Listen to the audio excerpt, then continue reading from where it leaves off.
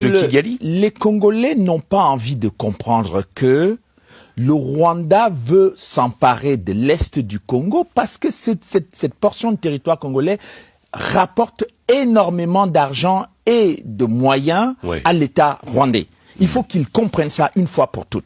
La deuxième chose, en prenant ce territoire, ils veulent prendre le contrôle du pouvoir à Kinshasa. C'est tellement clair que je ne comprends pas en quelle langue il faut dire ça aux Congolais. Donc le problème, c'est quoi? C'est que jusqu'à présent, ils voient systématiquement que les Rwandais continuent d'avancer avec les rebelles du M23 sur le terrain, sur le plan militaire, mais les Congolais sont allés dans cet accord de paix en croyant qu'ils étaient exclusivement en position de faiblesse, parce qu'ils sont réellement en position de faiblesse sur le plan militaire, mais ils ne sont pas en position de faiblesse sur le plan économique.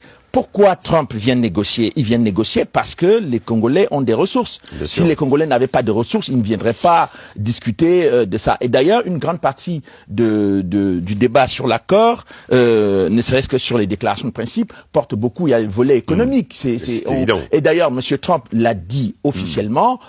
Cet accord va permettre de gagner beaucoup d'argent. C'est très clair. Bon, mais le problème, c'est que les Congolais, ils ont encore une autre naïveté, c'est de penser que le fait d'avoir un deal directement avec les Américains, ça va permettre aux Américains d'intervenir du côté du Congo pour essayer de briser l'offensive militaire du Rwanda sur le territoire congolais. Non, c'est faux, ils ne vont pas le faire. Les Américains ont cessé de faire la guerre un peu depuis longtemps. Ils font toujours la guerre un peu, pas soit par personne interposée, mais quand ils interviennent, ils interviennent avec des forces aériennes ou des choses comme ça. Mais les Américains, dans la logique même de Trump, on ne peut pas signer un accord de paix pour utiliser l'aviation américaine pour bombarder les positions du M23 ou de l'armée rwandaise. Donc, il est clair que tant que les Congolais, maintenant qu'ils ont fait comprendre à tout le monde qu'ils voulaient la paix, il est important qu'ils défendent leur territoire sur le plan militaire.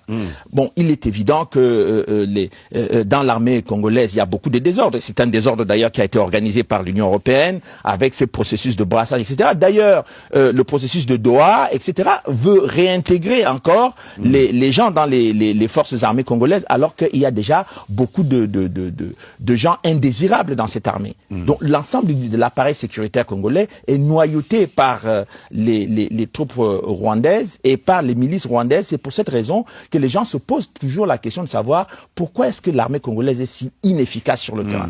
Mais c'est parce que pendant les 18 ans que M. Joseph Kabila est passé là, il a désigné des gens comme Laurent Nkunda, Mutebuzi, des gens qui étaient reconnus comme étant des Rwandais par les rapports de la MONUSCO. Donc, si vous voulez, le fait que le Rwanda continue d'avancer sur le plan militaire est une indication claire de ses intentions réelles. Le problème, c'est qu'il faut que les Congolais intègrent cette donnée dans leur analyse et dans leur réflexion pour ne pas rester uniquement à penser que les États-Unis vont venir faire la guerre à leur place ou vont défendre le territoire congolais à leur place. Ça, s'ils continuent de penser comme ça, ils se trompent lourdement. Alors, il y avait eu des annonces comme quoi les États-Unis étaient prêts à aider militairement, dans le sens éventuellement à envoyer des formateurs ou à, comment on va dire, à ce qui est des fournitures de matériel, mais visiblement, selon vous, ça n'ira pas au-delà. Mais d'abord, ça n'ira pas très loin. Pourquoi? Parce que d'abord, vous voyez que dans le processus, dans ce processus de paix et dans l'accord qui a été signé, eh bien, le Rwanda n'est pas identifié comme agresseur. Il n'est pas non plus identifié comme quelqu'un qui viole le territoire de la RDC, alors que en fait, l'accord parle du respect de l'intégrité territoriale de la RDC. Et puis, il y a un autre volet, c'est que comment on arrive, et ça c'est le travail que les Congolais auraient dû faire en amont de cet accord, c'est-à-dire de ramener les rapports des Nations Unies dans le processus de négociation pour que les éléments objectifs de l'ONU soient intégrés ou soient pris en compte dans la mise en œuvre de ce protocole d'accord, en identifiant le Rwanda. Pourquoi ne l'ont-ils pas fait ? Mais parce que, et c'est là que j'avais dit déjà dans l'entretien qu'on avait eu précédemment, que les Congolais ont sous-estimé le poids des entreprises minières, du lobby minier aux États-Unis. Le lobby minier, parce que cet accord, en fait, Donald Trump, lui, c'est un politique qui est venu avec une vision politique et diplomatique du sujet. Les Congolais, c'est d'ailleurs pour cette raison qu'ils sont en phase avec les Congolais sur cette affaire-là. Mais il y a un acteur totalement invisible dans cette histoire, c'est le lobby minier. Le lobby minier américain, qui a travaillé sous l'administration Clinton, ne pouvait pas céder comme ça facilement à la paix au Congo, alors qu'en fait ils ont gagné beaucoup d'argent avec le pillage des ressources minières de la RDC. Donc ces acteurs-là ont certainement travaillé à ce que les intérêts du Rwanda soient mis en avant. Et qu'est-ce que j'entends par intérêt du Rwanda? C'est le fait que le Rwanda ne soit pas reconnu comme c'est dans le cas, ça se fait dans les rapports des Nations Unies, comme l'agresseur, comme celui qui pille les ressources de la RDC depuis 2001. Depuis 2001. Donc, deuxième élément, qui est un élément très important, c'est quand même de constater que si les États-Unis apportent un soutien militaire, ce ne sera pas pour faire la guerre. Ce sera pour dire aux Congolais, écoutez, on peut vous aider à former quelques gens, mais c'est à vous de vous débrouiller pour défendre votre territoire, ce qui est tout à fait légitime. Et la difficulté pour les Congolais aujourd'hui, c'est qu'une grande partie des patriotes congolais vivent, je dirais, en position d'infériorité par rapport à la partie des Congolais qui travaillent pour les forces étrangères et notamment pour le Rwanda. C'est-à-dire que les patriotes congolais aujourd'hui, qu'il y a encore trop d'agents du Rwanda. Il y a trop d'agents du Rwanda, il y a trop de Congolais. De l'époque de Kabila, etc. Oui, qui acceptent. Et c'est pour cette raison d'ailleurs que vous aurez remarqué qu'au Congo, quand vous parlez de Kabila, il y a un certain nombre de Congolais qui s'énervent. Hein?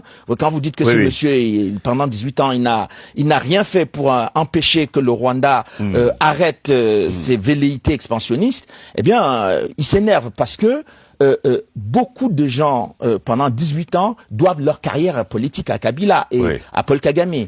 Donc, le Congo se trouve dans une situation qui, si les Congolais, les patriotes congolais, ne prennent pas le taureau par les cornes en disant maintenant, 30 ans, 25 ans, 20 ans, ça suffit.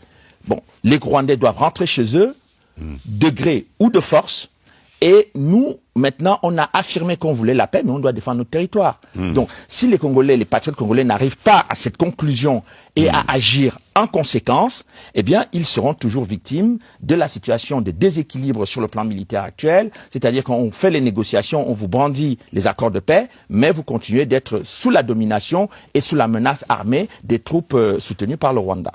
Alors, est-ce que militairement, vous voyez un renversement de pouvoir possible? Est-ce que on parle de coup d'État à Kinshasa, mais je me souviens en passant dans la région que on évoquait le fait que Kisangani pouvait être une ville prise aussi et que il pouvait faire une offensive assez. Est-ce que les FARDC aujourd'hui, l'armée congolaise a les moyens de résister et peut-elle leur résister? Les FARDC peuvent résister parce qu'il y a d'excellents officiers et soldats dans l'armée congolaise, sauf que ces gens sont mis en difficulté dans leur pays face à des forces qui sont infiltrées dans l'armée congolaise du fait du brassage qui a été fait depuis 2005 par l'Union européenne, financé par la Banque mondiale. Et la deuxième chose, c'est que il y a des informations qui sont en général rédigées parce que les services de renseignement militaires congolais sont assez bien renseignés sur un certain nombre de choses, sur l'évolution des combats et de ce qui se passe sur le terrain. Sauf qu'une grande partie des informations, je dirais vraiment stratégiques, n'arrivent pas systématiquement au président de la République de ce pays. Pourquoi? Parce que, eh bien, dans l'entourage du président, vous avez un certain nombre de gens qui font tout pour que le président de la République soit isolé, n'ait pas accès à des informations pertinentes sur une prise de décision qui elle-même va être pertinente. Ces gens-là travaillent soit pour Joseph Kabila, soit ont été, je dirais, laissés dans le dispositif par Joseph Kabila. D'autres doivent une partie de leur carrière militaire aux forces soit du RCD, soit dans le cadre du brassage et du mixage. Donc, c'est un broglio sécuritaire met effectivement le président Tshisekedi en danger, parce qu'il a déjà quand même échappé Bien à sûr. plusieurs tentatives de coup d'État. Tout à fait. Et